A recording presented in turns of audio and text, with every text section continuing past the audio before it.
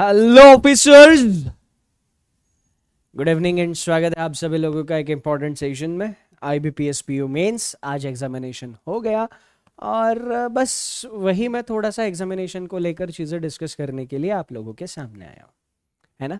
तो रीजनिंग का सिनारियो मैंने आप लोगों के सामने लिख रखा है, इसको सबसे आखिरी में डिस्कस करेंगे। पहले बाकी तीन सब्जेक्ट्स डिस्कस करते हैं। शुरुआत करते हैं क्वांट से।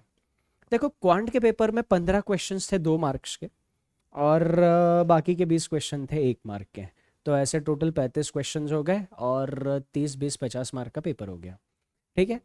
इसमें 2 मार्कर क्वेश्चंस थे ना, 2 मार्कर में खास करके data interpretations. Data interpretation exact questions जो मुझे याद था, जितना डेटा मैंने सुमित सर के साथ शेयर कर दिया है, और सुमित सर आपको वो एग्जैक्ट क्वेश्चन डिस्कस करा देंगे। पर मेरा एक्सपीरियंस मैं आप लोगों के साथ जरा डेटा इंटरप्रिटेशन का शेयर करता हूँ। देखो, मैथ्स आउट ऑफ टच में बहुत टाइम से हूँ, है ना। मतलब जब से पढ़ाना शुरू किया तब से मैथ्स के टच में हूँ ही नहीं। बट स्टिल मुझे ये लग रहा था, जो मैंने खुद वहां पर क्वेश्चंस भी करे, कि डेटा इंटरप्रिटेशन में अगर आपके इंफॉर्मेशन अंडरस्टैंडिंग स्किल्स अच्छे हैं, है ना, अगर आपको दी हुई इंफॉर्मेशन अच्छे से समझ में आती है, अगर आपके डेटा कॉम्प्रिहेंशन स्किल अच्छे हैं, तो फिर डेटा इंटरप्रिटेशन आप ज्यादा मुश्किल में नहीं पढ़ने वाले थे। मैं ये नहीं कह रहा हूं बहुत इजी डेटा इंटरप्रिटेशन था, ये बिल्कुल भी नहीं कह रहा हूं। ठीक है, डेटा इंटरप्रिटेशन अच्छे खासे तगड़े लेवल का डेटा इंटरप्रिटेशन था। पर क्या है, 2 मार्कर के लिए जो सवाल पूछे थे डेटा इंटरप्रिटेशन में, उन 2 मार्कर्स में जो जानकारी थी वो बस आपको समझ में आनी जरूरी थी। एक पाई चार्ट के ऊपर था, और पाई चार्ट में भी मैं, जो मुझे याद है, मैं आप लोगों के साथ शेयर करता हूं। पाई चार्ट में किया क्या था पता है? पाई चार्ट में हमें एक ऐसा पाई चार्ट दिया था और उसके 3 सेक्शंस थे। ठीक है, ये पाई चार्ट के टोटल 3 सेक्शंस बनाए गए थे ऐसे कुछ। और एक कंपनी ने कुछ प्रोजेक्ट्स पर काम किया था, पब्लिक और प्राइवेट प्रोजेक्ट्स पे काम किया था, और उसके 4 क्वार्टर के प्रोजेक्ट्स का डीलिंग्स हमें बताया गया था। तो इधर Q1 Q2 का कुछ दिया था, और इधर Q3 और 4 का कंबाइंड था। अब ये जो कुछ डेटा था, ये डेटा कुछ तो एक 108 डिग्री था और एक 100.8 डिग्री, ऐसा कुछ तो था Q1 एंड Q2 का। अगर ये एग्जैक्ट डेटा मैंने सुमित सर के साथ शेयर किया है, वैसे वो आप लोगों के साथ एग्जैक्ट क्वेश्चन डिस्कस करने वाले हैं। Q2 का 100.8 डिग्री ऐसा कुछ तो था। अभी फिलहाल ये नंबर्स के ऊपर अभी ध्यान मत देना, है ना। एग्जैक्ट नंबर सुमित सर आप लोगों के साथ शेयर कर देंगे, मैं आपको बस एक थीम बता रहा हूं। तो क्या हो गया, एक कंपनी के पब्लिक और प्राइवेट प्रोजेक्ट्स 4 क्वार्टर के, यानी एक्चुअल डेटा क्या था? Actual data Q1 Q2 Q3 Q4, है ना। इसका पब्लिक प्लस प्राइवेट प्रोजेक्ट का डेटा इस पाई चार्ट में रिप्रेजेंट किया था। Q1 Q2 का डिस्ट्रीब्यूशन हमें मिल गया। अब बचा हुआ जो डिस्ट्रीब्यूशन था वो किसका था? मतलब 108 प्लस 100, 208.8 डिग्री, 360 माइनस 208.8 डिग्री अगर हमने कर दिया तो बचा हुआ Q3 प्लस Q4 का था। बट उसका डेटा कैसे दिया था पता है? इसके लिए साइड में एक पाई दिया था। इस साइड में जो पाई दे रखा था, इस साइड में इधर दे रखा था x डिग्री, इधर दे रखा था y डिग्री, और इसमें से एक को Q3 और एक को Q4 कहा था। और नीचे कुछ नोट्स दिए थे। मतलब ये देख के मुझे लगा यार चल ये तो आसान है कि x प्लस वाई डिग्री में 360 कंसिडर कर लूंगा और सॉल्व कर लूंगा, क्योंकि ये x प्लस वाई 360 दिखता है। नोट में दिया था x plus y is not equal to 360। बस ये वाला थोड़ा सा ट्रिकी पार्ट था। अगर आप ये इंफॉर्मेशन समझने में कामयाब होते, मैं कह रहा हूँ ये इंफॉर्मेशन समझने में आप 5 से 7 मिनट भी लेते और अगले कुछ मिनट्स आप क्वेश्चन सॉल्व करने के लिए लेते, तो इसके ऊपर 5 क्वेश्चन पूछे थे, यानी 10 मार्क। तो 10 से 12 मिनट भी आप इस सेट को दे देते। 10 से 12 मिनट में, क्या कह रहा हूं, 12 मिनट भी दे देते इंफॉर्मेशन समझ में आने के बाद, है ना। मतलब पहले 2-3 मिनट में आपको ये आइडिया लेना था, 2 मिनट मैक्सिमम, क्या मैं ये इंफॉर्मेशन समझ सकता हूं। अगर आपको ये वाइब आता पहले 2 मिनट में, हाँ इसको टाइम दूंगा, इंफॉर्मेशन समझ में आ जाएगा, क्योंकि इसके ऊपर जो क्वेश्चन पूछे थे वो मुश्किल नहीं थे। इस डेटा इंटरप्रिटेशन में एक्चुअल चैलेंज क्या था पता है? एक्चुअल चैलेंज ये इंफॉर्मेशन को सॉर्ट करना चैलेंज था। ये x प्लस वाई डिग्री, इधर एक्चुअली Q3 और Q4 का डिस्ट्रीब्यूशन निकालना वो चैलेंजिंग चीज था। अगर वो आपने सही से कर लिया होता तो फिर इसमें आपको कोई दिक्कत नहीं आती। ठीक है, फिर इसके साथ एक टेबल दिया था। उस टेबल में Q1 Q2 Q3 कंपनीज का क्या दिया था? टेबुलर एक टेबल था इसी के साथ, Q1 Q2 Q3 Q4। इसमें हमें परसेंटेज दे रखा था, किसका? आई गेस प्राइवेट का परसेंटेज दे रखा था out of total public and private, public and private में से प्राइवेट का परसेंटेज दे रखा था, ऐसा कुछ इधर टेबल में डेटा था। अगर आपको डेटा समझ में आ जाता, ये जो भी जानकारी दी है ये किस फॉर्मेट में है और क्या एग्जैक्ट डेटा हमें दे रही है, ये समझ में आ जाता, फिर उसके बाद ये डेटा इंटरप्रिटेशन पे जो सवाल पूछे थे वो बिल्कुल भी मुश्किल नहीं थे। जो कुछ भी चैलेंज था इंफॉर्मेशन समझने में था। जिसको इंफॉर्मेशन समझ में आ गई वो 10-12 मिनट में ये 10 मार्क अपने जेब में ले जाता। यहां पर चीजें थोड़ी सी कैलकुलेटिव थी, थोड़ी सी ट्रिकी थी, बट यस, जिसने डेटा इंटरप्रिटेशन की प्रैक्टिस अच्छी करी थे उसके लिए ये अच्छा क्वेश्चन था। उसके बाद एक केसलेट डीआई आया था 2 मार्क के लिए ही। केसलेट डीआई में भी जानकारी अच्छी थी, मतलब जानकारी निकालने लायक थी। रेशोज में कुछ इन्फॉर्मेशन हमें दे रखी थी, स्टूडेंट्स और गर्ल्स बॉयज़ ऐसा कुछ डेटा दे रखा था।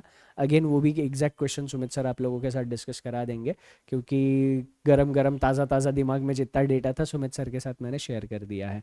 तो एक केसलेट डीआई था 2 मार्क्स के लिए, वो भी प्यारा सा क्वेश्चन था। कुछ अतरंगी क्वाड्रेटिक इक्वेशंस थे। क्वाड्रेटिक इक्वेशन दिखने में अतरंगी थे, बट यार वो अगर कहना क्या चाह रहे क्वेश्चन के इंस्ट्रक्शंस, अगेन मैं आप लोगों को बार बार कहता हूं कि मेंस एग्जामिनेशन में क्वेश्चन के इंस्ट्रक्शंस बहुत ज्यादा मायने रखते हैं, क्योंकि वो क्वाड्रेटिक इक्वेशंस और जो कुछ भी क्वाड्रेटिक इक्वेशन सॉल्व करना सिंपल था, उसके बाद चीजें करनी सिंपल थी। चैलेंजिंग अगर कुछ चीज थी तो चैलेंजिंग यही चीज थी कि क्वेश्चन क्या कहना चाह रहा है, क्वेश्चन की इंस्ट्रक्शंस। तो 2-2 मार्क्स वाले में ऐसा 2 क्वेश्चंस मुझे देखने को मिले जहां पर क्वेश्चन की इंस्ट्रक्शंस बहुत ज्यादा मायने रख रही है। तो वो एक क्वेश्चन था। अगेन 2 मार्कर्स में एक बहुत प्यारा question time speed and distance का था। अगेन ट्रिकी क्वेश्चन, सिंपल था बट इंफॉर्मेशन ट्रिकी थी। अगर वो ट्रिकी वाला पार्ट आप लोगों ने इंफॉर्मेशन कॉम्प्रिहेंशन आप लोगों ने अच्छे से समझ लिया होता तो वो टाइम स्पीड डिस्टेंस का क्वेश्चन सॉल्व होने लायक था। टाइम लग रहा था उसको सॉल्व करने के लिए, टाइम टेकिंग था, है ना। आप जो ट्रिक्स लगाते हो वो ट्रिक्स नहीं लग रहे थे उसमें।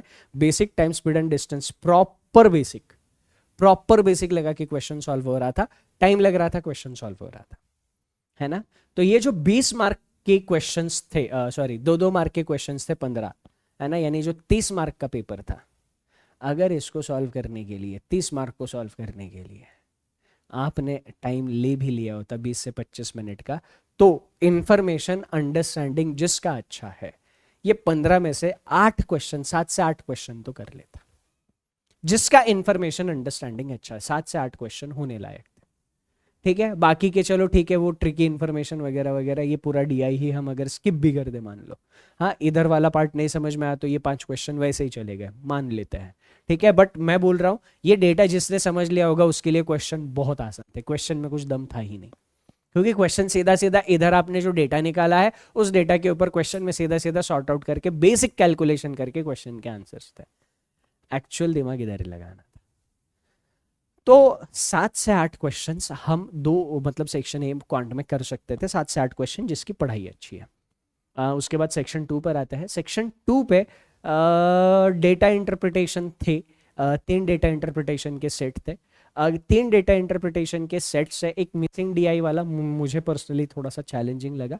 अगेन मैंने आपको कहा कि मेरे फीडबैक से, मतलब मैं जिसको डिफिकल्ट कह रहा हूँ उसको डिफिकल्ट आप बिल्कुल मत समझना, बट हाँ अगर किसी को मैंने डुएबल कहा है तो उसको आप बिल्कुल आसान समझना, है ना। क्योंकि हो सकता है जो मुझे डिफिकल्ट लगा आप लोगों को ज़्यादा आसान लगा हो, आप रेगुलर टच में हो, आप लोगों को उसके कुछ टेक्निक्स ट्रिक्स पता हो, ये हो सकता है। पर मिसिंग डीआई थोड़ा सा मुझे मेरे पॉइंट ऑफ व्यू से चैलेंजिंग लगा।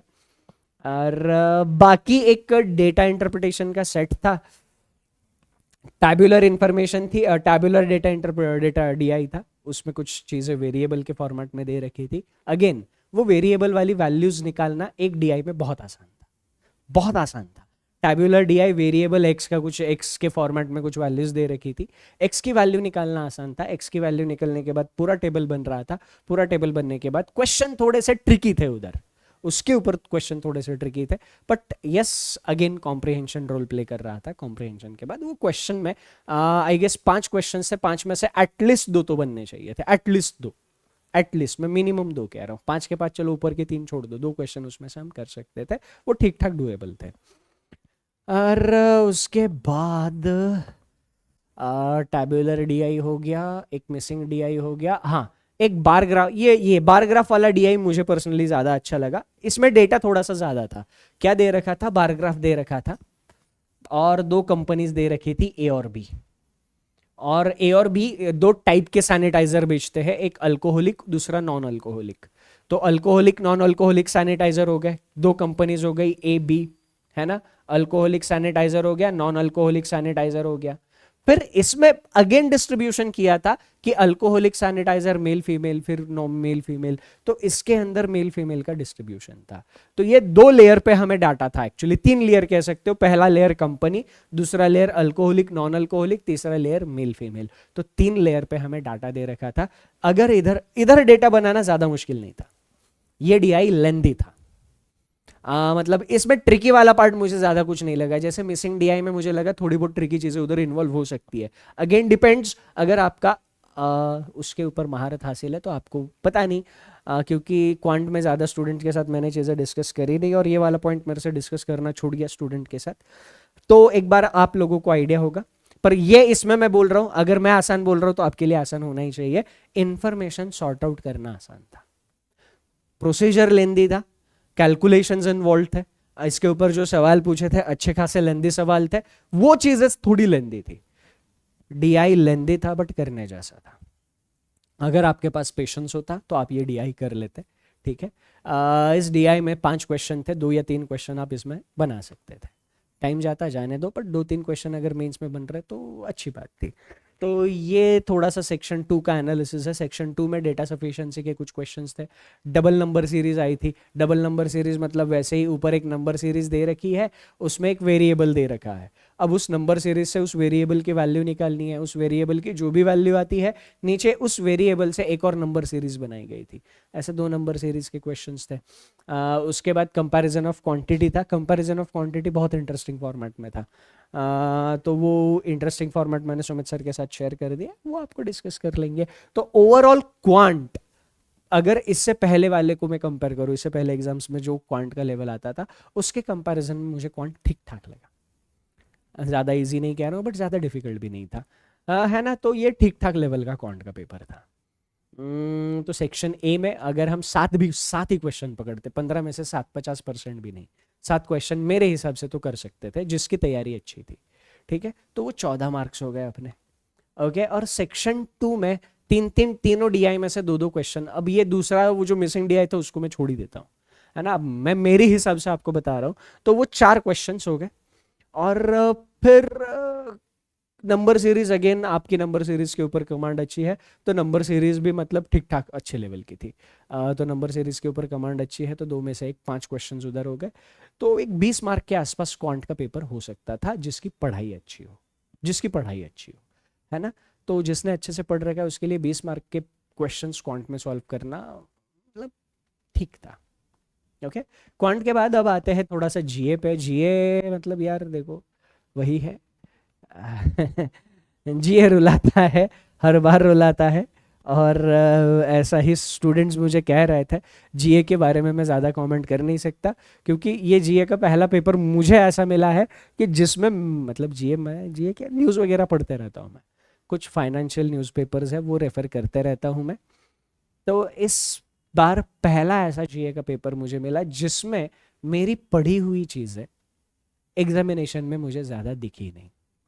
मैं बैंकिंग एग्जामिनेशन के लिए वैसे भी जीए नहीं पढ़ता हूँ, है ना।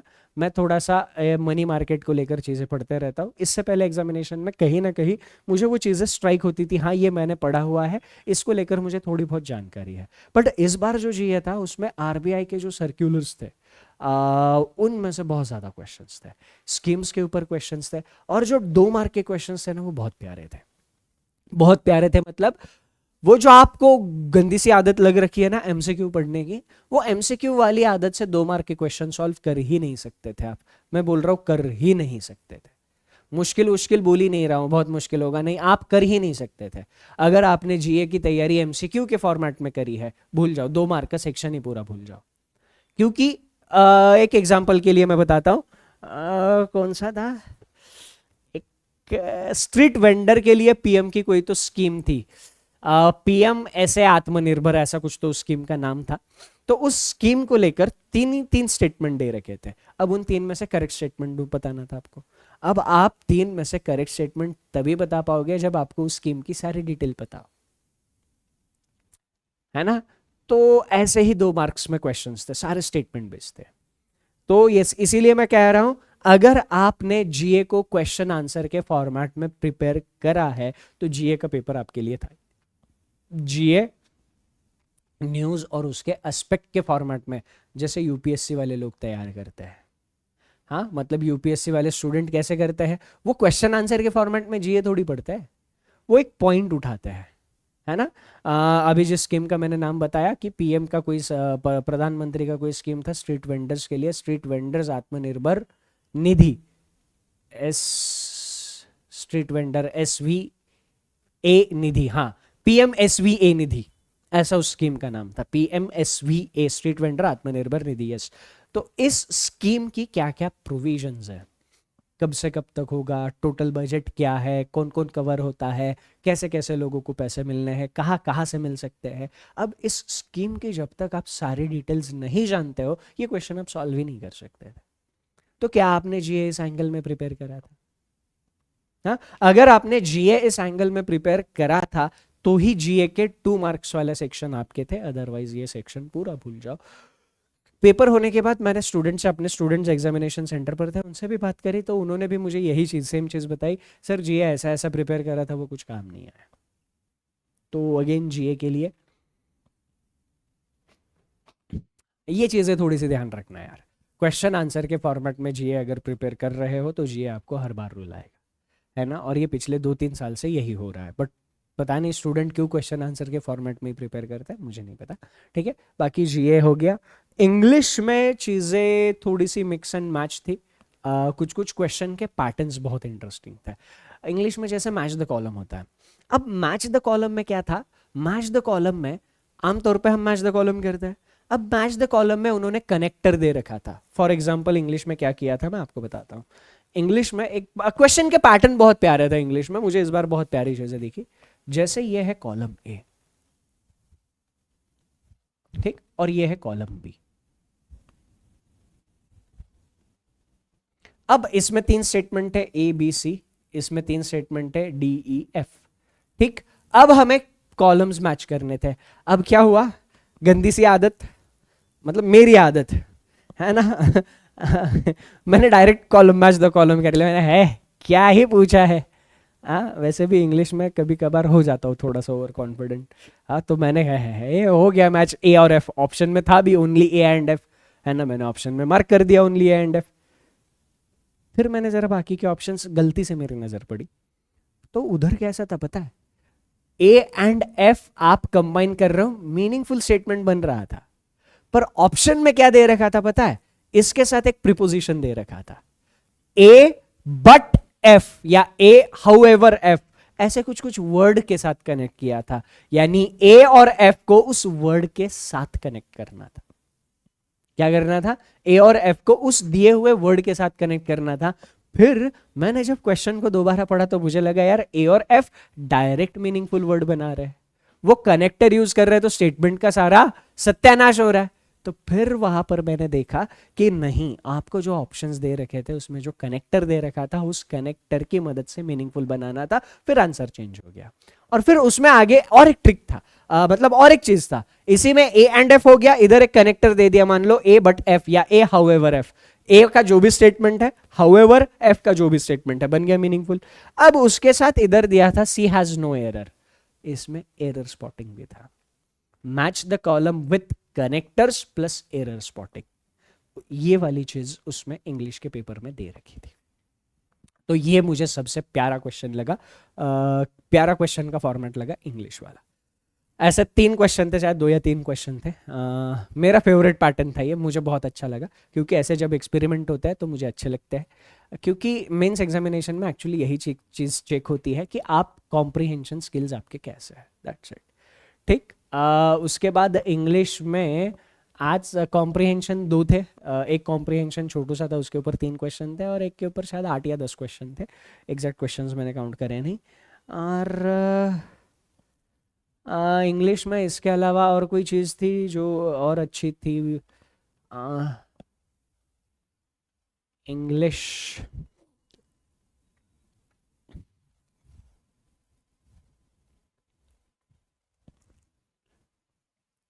टू मार्कर्स में, हाँ, टू मार्कर्स में एक समरी वाले क्वेश्चन थे।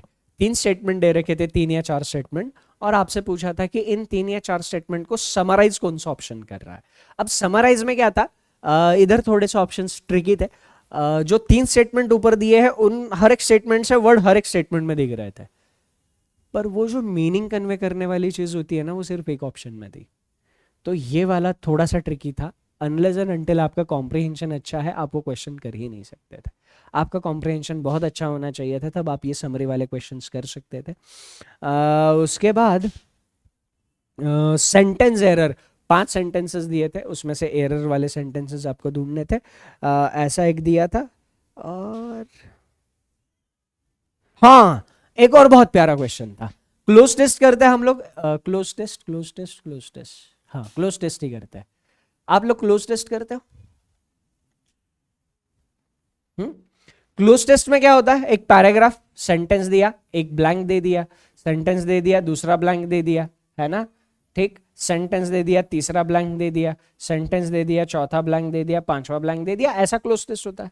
और फिर हम लोग क्या करते हैं, ऑप्शन में दिए हुए वर्ड्स इन ब्लैंक्स में फिट करते हैं। इस बार पेपर में क्या हुआ था पता है? इस फॉर्मेट में फ्रेज रिप्लेसमेंट पूछा था। मतलब instead of giving blank spaces नहीं दिए थे, इधर हाईलाइट करके कुछ फ्रेजेस दे रखे थे बोल्ड में, जैसा हम लोग फ्रेज रिप्लेसमेंट में करते हैं। फ्रेज रिप्लेसमेंट में क्या करते हैं, एक सेंटेंस होता है, उसका कुछ पार्ट हाईलाइटेड रहता है, बोल्ड रहता है, और फिर हम लोगों को बताना होता है यार ऑप्शन में से कौन सी चीज उसको रिप्लेस कर सकती है। तो ऐसे इधर मिसिंग प्लेसेस देने की जगह क्या किया था, हाईलाइट करके बोल्ड पे कुछ फ्रेजेस दे रखी थी। अब उन फ्रेजेस को हमें ऑप्शंस के थ्रू पूछा गया था कि ये जो फ्रेज है उसको कौन सी चीज रिप्लेस कर रही है, उसके लिए 5 ऑप्शन थे, है ना? और नो रिप्लेसमेंट नीडेड हर जगह था, हर क्वेश्चन में नो रिप्लेसमेंट नीडेड था। इसके ऊपर आई गेस 6 क्वेश्चन थे, ABCDEF, आई गेस 6 क्वेश्चन थे, 5 या 6 क्वेश्चन इसके ऊपर रहे होंगे। तो ये भी पैटर्न मुझे बहुत अच्छा लगा, है ना? फ्रेज रिप्लेसमेंट हमने किया हुआ है, क्लोजेस हमने किया हुआ है, बस दोनों को मिक्स करके ऐसा अतरंगी पैटर्न बना दिया। तो यार ये भी एक चीज मुझे इंग्लिश के पेपर में थोड़ी सी अच्छी लगी।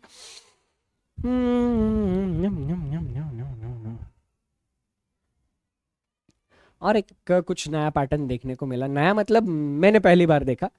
बाकी मुझे नहीं पता आप लोगों ने वो प्रैक्टिस करा है नहीं करा है। हाँ, पैराग्राफ दिया था, पैराग्राफ में 4 ब्लैंक स्पेसेस थी। एक पैराग्राफ दिया था, पैराग्राफ में 4 ब्लैंक स्पेसेस थी, और नीचे कुछ वर्ड्स दिए थे।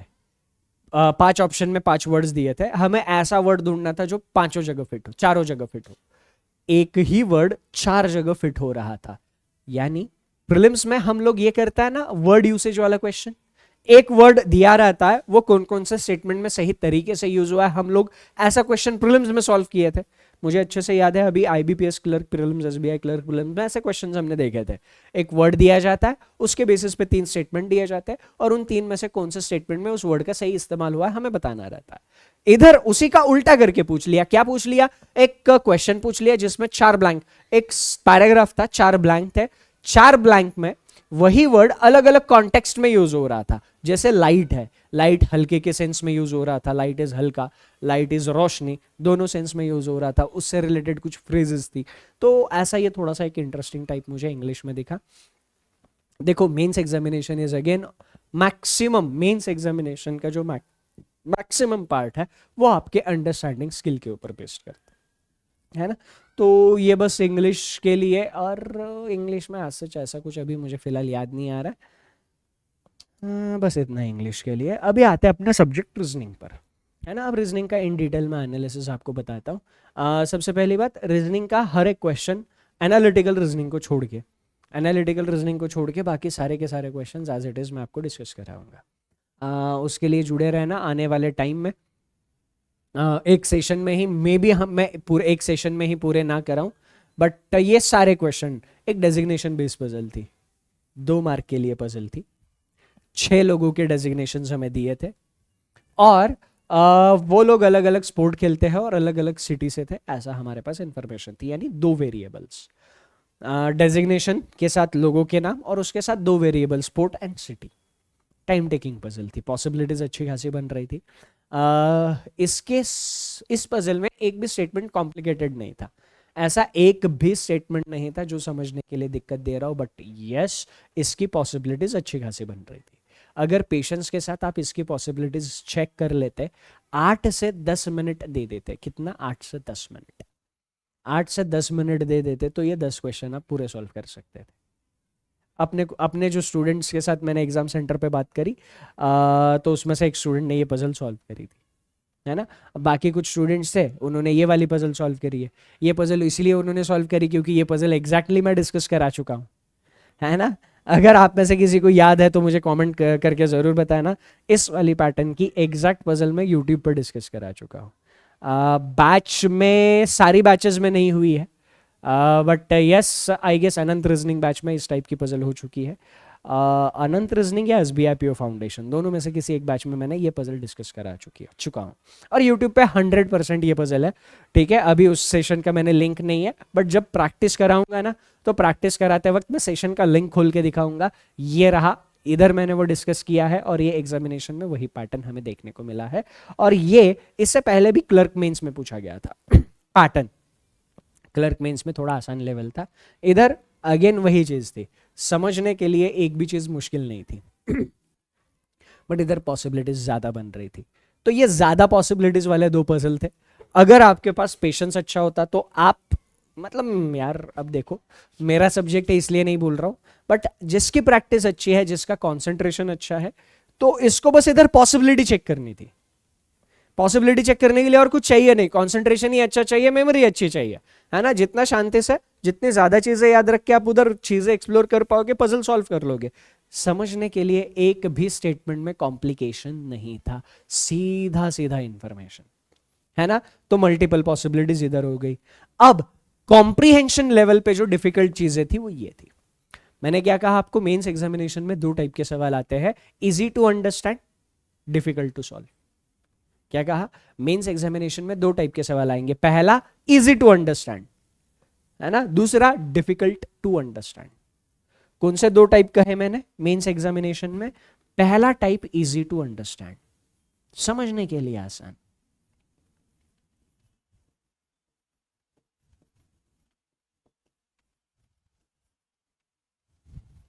दूसरा टाइप डिफिकल्ट टू अंडरस्टैंड।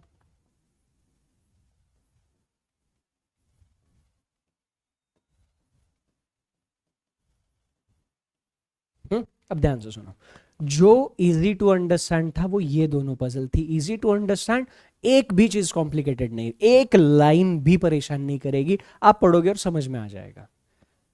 मेरे हिसाब से, मेरा तजुर्बा कहता है, जो चीज समझने के लिए आसान होती है वो सॉल्व करने के लिए डिफिकल्ट होती है। जो चीज समझने के लिए आसान होती है वो सॉल्व करने के लिए डिफिकल्ट होती है, ठीक है। अब डिफिकल्ट टू सॉल्व क्यों? पजल आसान थी, पढ़ रहे थे, समझ में आ रही थी। सॉल्व करने के लिए डिफिकल्ट इसलिए थी क्योंकि इसमें पॉसिबिलिटीज ज्यादा बन रही थी। पजल पढ़ने के लिए, समझने के लिए आसान थी, आसानी से समझ में आ रही थी। सॉल्व करने के लिए डिफिकल्ट इसलिए थी, पॉसिबिलिटीज ज्यादा बन रही थी। सो जो क्वेश्चन समझने के लिए आसान रहता है वो सॉल्व करने के लिए डिफिकल्ट रहता है।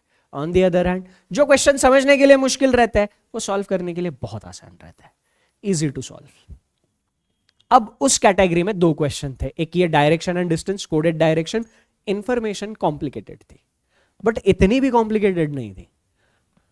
हाँ, अगर आप लोगों को याद है, एक डायरेक्शन, कोडेड डायरेक्शन का क्वेश्चन हम लोगों ने बैच में और यूट्यूब पे भी डिस्कस किया, दोनों जगह डिस्कस किया। बैच में भी डिस्कस किया हूं और उसी पैटर्न का एक क्वेश्चन यूट्यूब पे डिस्कस किया हूं। बैच में एग्जैक्ट क्वेश्चन जो IBPS PO मेंस में पूछा गया था वो डिस्कस कराया था, और यूट्यूब पे उसी पैटर्न से इंस्पायर्ड एक क्वेश्चन डिस्कस कराया था। तो वो क्वेश्चन कौन सा था? वो एक कार थी, चौराहे से जा रही थी, फिर लेफ्ट या राइट टर्न ले रही थी, फिर इस पर्टिकुलर पॉइंट पे पहुंच रही थी।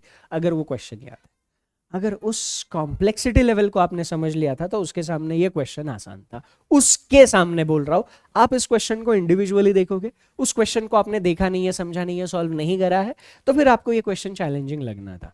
बट यार ये क्वेश्चन, मैं एग्जैक्ट क्वेश्चन आपको कराऊंगा, ठीक है। इस क्वेश्चन को अगर समझने के लिए चैलेंजिंग था, थोड़ा सा, ज्यादा नहीं, बहुत थोड़ा सा। बट ये क्वेश्चन अगर समझ लेते तो इसके ऊपर 4 क्वेश्चन पूछे थे, यानी 8 मार्क अपनी जेब में थे। और ये 8 मार्क जेब में डालने के लिए 5 से 6 मिनट बहुत थे। 5 मिनट में 8 मार्क अपन इस क्वेश्चन में ले सकते थे, क्योंकि बस समझना था। मेरी पर्सनल चॉइस एग्जामिनेशन में ऐसे क्वेश्चंस रहती है। क्यों? क्योंकि मैंने मेरा स्वॉट एनालिसिस करा है, मुझे पता है कि मैं ये तो कर ही सकता हूं, बट ऐसे क्वेश्चंस जिनमें सॉल्व करने में एफर्ट कम जा रहे हो, समझने में भले ज्यादा एफर्ट डालने पड़े, क्योंकि वो मेरा स्ट्रांग पॉइंट है, मेरा कॉम्प्रिहेंशन ठीक ठाक है। तो ऐसे प्रैक्टिस करके आप लोगों ने अपना स्वॉट एनालिसिस किया होगा, आपको पता होगा आप मल्टीपल पॉसिबिलिटीज से अच्छे से डील कर सकते हो या ट्रिकी इंफॉर्मेशन से अच्छे से डील कर सकते हो। My personal choice always remains tricky questions, क्योंकि उसमें चीज समझ में आ गई, खेल खत्म। सॉल्व करने के लिए एफर्ट डालने नहीं पड़ते, समझने के लिए एफर्ट्स डालने पड़ते। ये क्वेश्चन उसी कैटेगरी का था। 4 क्वेश्चन इंफॉर्मेशन अंडरस्टैंडिंग जिसका अच्छा था उसके लिए इजी थे, इंफॉर्मेशन अंडरस्टैंडिंग जिसका कमजोर है उसके लिए ये क्वेश्चन मौत से कम नहीं था। हाँ, ये खतरनाक क्वेश्चन था। फिर सेम ये सर्कुलर अरेंजमेंट, ये ट्रिकी क्वेश्चन था। क्या किया था, 8 लोगों को सर्कुलर टेबल पर बिठाया था, 4 लोग अंदर देख रहे थे, 4 लोग बाहर। सर्कुलर अरेंजमेंट पर लोगों को बिठाना ज्यादा चैलेंजिंग नहीं था, 5-6 लाइन में पजल खत्म हो गई। सर्कुलर अरेंजमेंट है ना। पजल सॉल्व करते करते मेरे दिमाग में आया, यार ये पजल कैसे मेंस में पूछ लिया। फिर उसने क्या करा पता है, वो बोला रुक बेटा तेरे को बताता हूँ। फिर उसने क्या किया, सर्कुलर टेबल के 8 लोगों की अरेंजमेंट हो गई। फिर आया बोला ये जो 8 लोग बैठे ना, अभी अभी तू जिन जिन 8 लोगों को बिठा के आया सर्कुलर टेबल में, एक काम कर उन 8 लोगों को एक लाइन में बिठा। हाँ, और जो लोग अंदर देख रहे थे लाइन में वो लोग नॉर्थ में देखेंगे, जो लोग बाहर देख रहे थे लाइन में वो लोग साउथ में देखेंगे। जो लोग सर्कुलर टेबल पे पास पास बैठे हैं वो लाइन में पास पास नहीं बैठेंगे, लाइन में सेम डायरेक्शन फेस करने वाले लोग एक साथ नहीं बैठेंगे। तो ऐसा इधर लीनियर अरेंजमेंट में ज़्यादा जानकारी थी ही नहीं, ज़्यादा जानकारी इसी फॉर्मेट में थी। तो लीनियर अरेंजमेंट में थोड़ी सी जान जा रही थी, है ना। तो ये भी पजल मैं आप लोगों को डिस्कस कराऊंगा, एक अच्छी पजल। तो ये 2 मार्क्स वाला सेक्शन है। मैं क्या बोल रहा हूँ, अगर जिसकी तैयारी अच्छी हो ना, जिसकी तैयारी, हाँ मेरे हिसाब से तैयारी जिसकी अच्छी है, तगड़ी है, उसके लिए ये 20 के 20 क्वेश्चन, 20 नहीं ये 19 क्वेश्चन हो गए। एक क्वेश्चन मुझे याद नहीं आ रहा, मैं भूल गया हूँ। डेटा सफिशिएंसी था या क्या था मैं भूल गया हूँ, अब मुझे नहीं याद आ रहा। तो ये बस 19 क्वेश्चन मैंने आप लोगों के साथ शेयर की। ये 19 क्वेश्चन अगर सॉल्व कर लेते 38 मार्क का पेपर हो जाता। 1 घंटा था आपके पास। हाँ, उतने टाइम में अगर इतना कर लेते, 1 घंटा मतलब जितना भी टाइम था। हाँ, मैं बोल रहा हूँ इधर 10-10 मिनट दे दो ना सबको, 40 मिनट। 38 मार्क का पेपर सॉल्व हो रहा था। इधर देखो ही मत, फिर सेक्शन 2 देखो ही मत। मैं बस आपको ये बता रहा हूँ, अगर लेवल तैयारी का लेवल अच्छा है ना तो फिर इधर मजा था। अगर नहीं है तो सेक्शन 2 में मैं आपको बताऊं, डेटा सफिशिएंसी के तीनों क्वेश्चन डुएबल थे। 3 के 3 क्वेश्चन थे, करने लायक थे, फोड़ने थे। ठीक, तो जो मस्ट डू क्वेश्चन थे ना, मस्ट डू एक एवरेज प्रिपरेशन के साथ, ये 3 क्वेश्चन एवरेज प्रिपरेशन के साथ, इस इनपुट आउटपुट के 5 क्वेश्चन, इसमें लॉजिक, नंबर्स और वर्ड्स मिक्स दे रखे थे। नंबर्स के ऊपर ऑपरेशन ये हो रहा था, नंबर्स आई गेस असेंडिंग या डिसेंडिंग ऑर्डर में अरेंज हो रहे थे, और जो नंबर अरेंज हो रहा था उस नंबर के डिजिट का मल्टीप्लीकेशन ले लिया था। जैसे 44 को अरेंज कर दिया, 4 × 4 16 ले लिया। 59 को अरेंज कर दिया तो 5 × 9 45 ले लिया। ऐसे जो नंबर अरेंज हो रहा था उस नंबर के डिजिट का मल्टीप्लीकेशन आ रहा था, और जो वर्ड थे उनमें लेटर्स की पोजीशन का शफलिंग हो रहा था। शफलिंग पोजीशन के बेसिस पे कांस्टेंट था। अगर आपने इनपुट आउटपुट की जो अभी कल परसों क्लास ली थी क्लर्क मीन्स के लिए, उसमें एक पैटर्न हमने बनाया था, शफलिंग का पैटर्न, 4 3 2 1 ऐसा कुछ पैटर्न बन रहा था कि इस पैटर्न में शफलिंग हो रही है। अगर वर्ड के लिए आप वैसा पैटर्न बना लेते तो इसमें आपको ज़्यादा परेशानी नहीं थी। ये हक के 5 मार्क्स थे। तो जो लेने ही लेने थे, कितने मार्क्स मैंने बताया, ये 3 और ये 5, ये एवरेज प्रिपरेशन वालों के लिए बोल रहा हूँ। ठीक है, लेटर बेस्ड ऑपरेशन, एक ही क्वेश्चन था, टाइम टेकिंग था, बट करने लायक था। कुछ नहीं बोला था, हमें क्या किया था, 3 ग्रुप्स दे रखे थे। एक ग्रुप 5 लेटर्स दे रखे थे, दूसरा ग्रुप 5 लेटर्स दे रखे थे, तीसरा ग्रुप 5 लेटर्स दे रखे थे। अब इसको 1 2 3 4 5 ऐसे लेटर्स नंबरिंग करे गए थे। अब ऑपरेशन ये बोला था, हर ग्रुप के लेटर्स को असेंडिंग ऑर्डर में लेफ्ट टू राइट अरेंज करो, और फिर उसके बाद क्या करो, अब इनमें से अगर हम वर्टिकली लेते हैं तो कौन सा 1 2 3 4 5 में से कौन से ग्रुप्स ऑलरेडी अल्फाबेटिकल ऑर्डर में असेंडिंग हो गए। ये ऐसा क्वेश्चन का पैटर्न था, तो ये भी हक का मार्क था अपना, है ना। कितने क्वेश्चन हक के हो गए, एक एवरेज प्रिपरेशन के साथ 9 क्वेश्चन हो गए। ठीक। एनालिटिकल रीजनिंग, अगर मैंने जो भी एनालिटिकल रीजनिंग की मैराथन ली है आप लोगों ने देखी है, तो एटलीस्ट 2 क्वेश्चन एनालिटिकल रीजनिंग में, एक पैराग्राफ दे रखा था उसके ऊपर 3 क्वेश्चन थे, बाकी इंडिविजुअल क्वेश्चन हमें दिख रहे थे। तो एनालिटिकल रीजनिंग के एटलीस्ट 2 क्वेश्चन आप उधर से उड़ा सकते थे। तो एक एवरेज प्रिपरेशन के साथ आप कम से कम, क्या बोल रहा हूँ, कम से कम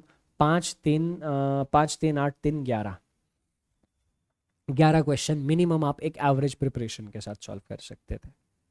अगर आपका अटेम्प्ट 11 से कम है या फिर आपको उस लेवल तक पहुंचने में दिक्कत हुई है, तो आपने मेंस के लिए तैयारी कुछ भी नहीं करी, नॉट एन इशू। इसके आगे जो मेंस की क्लासेस ले रहा हूं उन क्लासेस को ध्यान से अटेंड करना बस। ठीक। और जिसकी तैयारी यार सिलेक्शन लेवल की थी 20, क्योंकि मैं अपने स्टूडेंट, देखो मैं मेरे हिसाब से आपको अटेम्प्ट बता ही नहीं रहा हूँ, है ना। मैं आप लोगों के हिसाब से जिसकी तैयारी अच्छी है, अपने स्टूडेंट्स है, एग्जामिनेशन सेंटर पे 3-4 स्टूडेंट्स मुझे मिले होंगे। एक के अटेम्प्ट थे 20 और एक ने 26 या 27 के आसपास कुछ करा था, ऐसे ही अटेम्प्ट है, मतलब 20 प्लस ही सबके अटेम्प्ट मुझे मतलब जिनके भी साथ मैंने बात करी है 20 प्लस अटेम्प्ट सबके थे। 20 अटेम्प्ट्स में कुछ क्वेश्चन 2-2 नंबर वाले थे और कुछ क्वेश्चन से 1-1 नंबर वाले थे। 20 क्वेश्चन में 5 क्वेश्चन भी अगर 2 मार्क्स वाले हो गए तो 35 मार्क्स का अटेम्प्ट हो जाता है, सॉरी 25 मार्क का अटेम्प्ट हो जाएगा। ठीक है। तो ये वाली चीज़ ज़्यादा इंपॉर्टेंट है कि आपने 2 मार्कर्स कितने सॉल्व करे हैं। और मेरे हिसाब से 2 मार्कर्स में चीज़ें लेंदी और टाइम टेकिंग थी, बट करने लायक थी। इस बार मुझे एक भी 2 मार्कर ऐसा नहीं दिखा कि जो बन ही नहीं सकता था, बन सकता था, टाइम जाता, बट ये आप कर सकते थे, है ना। तो ओवरऑल यही एनालिसिस है पीओ मेंस के लिए। आगे इससे हमें क्लर्क मेंस के लिए क्या सीखने को मिलेगा, ये मैंने आपको बता दिया कि क्लर्क मेंस के लिए यार यही चीज़ है, जो भी तैयारी करोगे अच्छे से करना, कॉम्प्रिहेंशन, इन्फॉर्मेशन समझने पे ध्यान देना, और रीजनिंग में खास करके ये 2 चीज़ें ध्यान रखना। ठीक है। बाकी अगर मेंस में कोई दिक्कत आती है, आपको अभी कोई दिक्कत आ रही है या इस पेपर में आपने कुछ डिफिकल्टी फेस करी है, तो इस वीडियो के नीचे कमेंट करके ज़रूर बताओ। मैं आप लोगों की डिफिकल्टी खुद पढ़ूंगा और आप लोगों के क्या क्या चैलेंजेस है उनको समझकर आगे जो मेंस के सेशन में प्रैक्टिस ले रहा हूँ, मेंस के प्रैक्टिस सेशन, उसमें आपके चैलेंजेस, आपके प्रॉब्लम्स को ख़त्म करने की पूरी कोशिश करूँगा। मेरे एंड से जितना हो सकता है मैं कर लूँगा। ठीक है।